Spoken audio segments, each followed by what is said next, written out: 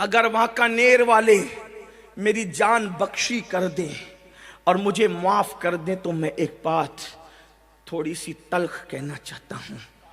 اسی میں تو بدنام ہوا ہوں، لیکن کہوں گا کیونکہ آپ سے کوئی لالچ نہیں اور نہ ان ممبر پر بیٹھنے والوں سے کوئی لالچ ہے۔ پیر کا بچہ پیر بننا چاہتا ہے لیکن عالم کا بچہ عالم نہیں بننا چاہتا۔ پیر اپنے بچے کو پیر بنانا چاہتا ہے لیکن عالم اپنے بچے کو عالم نہیں بنانا چاہتا۔ وجہ اس لیے کہ اسے پتا ہے مجھے کچھ بھی نہیں آتا، باپ کی خلافت لے کے پیر بن جاؤں گا تو ہاتھ بھی چومے جائیں گے، دعوتیں بھی ملے گی اور نذرانے بھرپور ملیں گے۔ لیکن عالم کا بچہ عالم اس لیے نہیں بننا چاہتا اور عالم اپنے بچے کو عالم اس لیے نہیں بنانا چاہتا کہ امامت کر کے ان جاہل ترشٹیوں کی اتنی باتیں سنی ہے۔ ایک بیوی اپنے شوہر کی جتنی باتیں نہیں سنتی اس سے زیادہ جاہل ترشٹی امام کو باتیں سناتے ہیں۔ ایک بیوی اپنے شوہر سے جتنا نہیں ڈرتی اس سے زیادہ امام اپنے ترشٹیوں سے ڈرتا ہے، تو وہ سوچتا ہے کہ جب میں نے اتنا ظلم برداشت کیا تو میں اپنے بچوں کو اس ظلم کی آگ میں کیوں جھونکوں، اس لیے یہ معاملہ نہیں ہو رہا ہے۔ واللہ میں اللہ کی قسم کھا کے کہتا ہوں میں کسی پیر کا مخالف نہیں، اس لیے کہ میں کہیں ایک پیر رکھتا ہوں،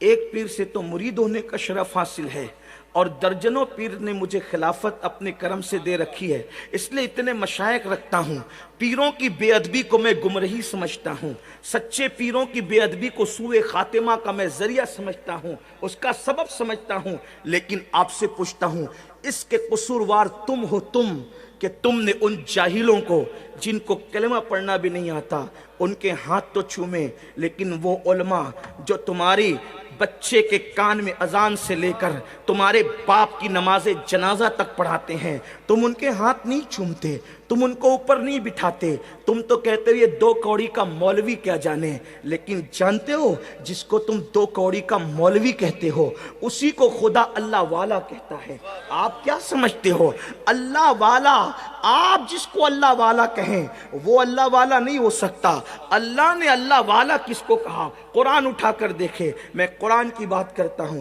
اگر اچھے عالموں کو اپنی قوم میں پیدا کرنا ہے تو عالموں کی قدر کرنا سیکھو، اچھے امام پیدا کرنا ہے اماموں کی قدر کرنا سیکھو۔ بڑی معذرت کے ساتھ جن جاہلوں کو کلمہ پڑھنا نہیں آتا ان کو تو دیسی مرغیاں اصلی گھی میں کھلاتے ہو، کبھی اپنے مسجد کے امام کو بھی اس قدر کے ساتھ بلایا، اس عزت کے ساتھ بلایا؟ ہاں، ایک رات کے لیے گویوں کو اور چیخنے چلانے والے میری طرح لوگوں کو بلاتے ہو تو آپ مٹھی بھر بھر کے نظر پیش کرتے ہو، کبھی اپنے امام کو بھی اتنا دیا؟ امام تو بیچارہ 5000 8000 میں مر رہا ہے، اس کی آپ مدد نہیں کرتے۔ اگر ترشتیان کے دل چھوٹے ہیں تو کیا مسلمان یہ طے نہیں کر سکتے کہ میں جمعہ پڑھنے جاؤں گا تو اپنے امام کے ہاتھ میں حسب حیثیت 100 روپے رکھ سکتا ہوں تو 100، 50 رکھ سکتا ہوں تو 50، 500 رکھ سکتا ہوں تو 500۔ اگر ہر مقتدی امام کے ہاتھ میں جمعہ میں رکھیں تو جتنا اس کو مسجد سے ملتا ہے اس کو 10 گنا زیادہ اپنے مقتدیوں سے ملے گا،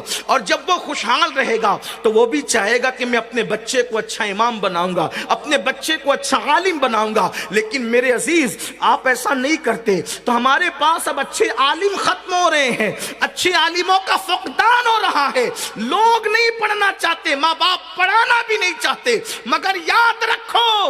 علماء کی اگر تم عزت نہیں کرتے، میں یہ نہیں کہہ رہا ہوں کہ پیروں کی نہ کرو، میری بات کا غلط مفہوم نہ لینا، واللہ میں اپنے مشائخ کے پیر تک چومتا ہوں اور میں سمجھتا ہوں کہ اللہ نفل عبادتیں مجھے وہ مرتبہ نہیں دلاتی جو میرے مشائخ کا احترام مجھے مرتبہ دلاتے ہیں۔ میرا عقیدہ نظریہ